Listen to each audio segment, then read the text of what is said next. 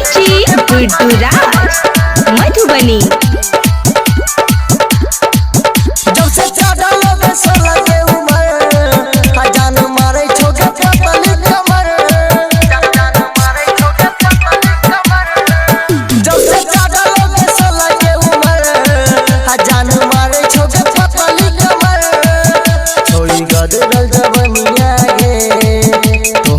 कसी बदनिया गे तारा बाबा छोगे हमरा रात भर जान मारे छोगे पतली कमर जल से ज्यादा लोग सोला के उमर जान मारे छोगे पतली कमर।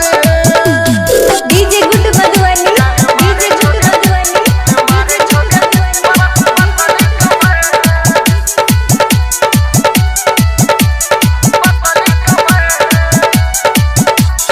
अभी आप सुन रहे हैं सजनी फिल्म्स की शानदार प्रस्तुति।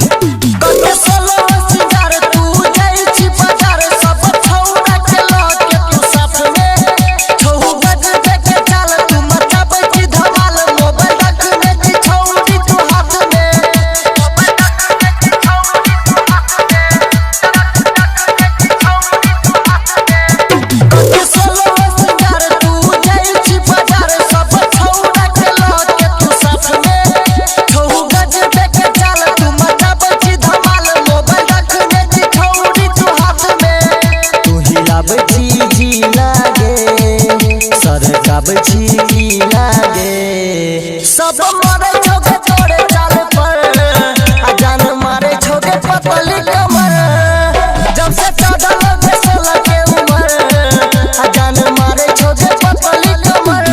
DJ Guddu Madhubani DJ Guddu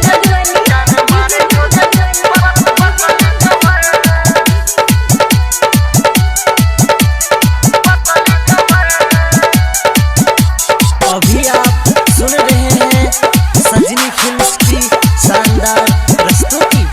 hotel लाली लगा के कनवाली लगा के तू रहची छौरी तैयार गे खूबे यार बेटे साफ करे छी फोन पर बात नहीं भतरा से करे छी प्यार गे नहीं भतरा से करे छी प्यार गे नहीं भतरा से करे छी प्यार गे।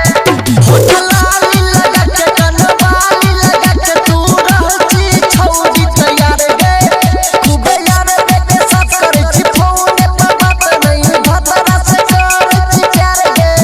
कहो राइटर भारती सरोज गायक सतेंदर ले तो रोज रोज सब तोरे छोटी बनाए महर जान मारे छोटे पतली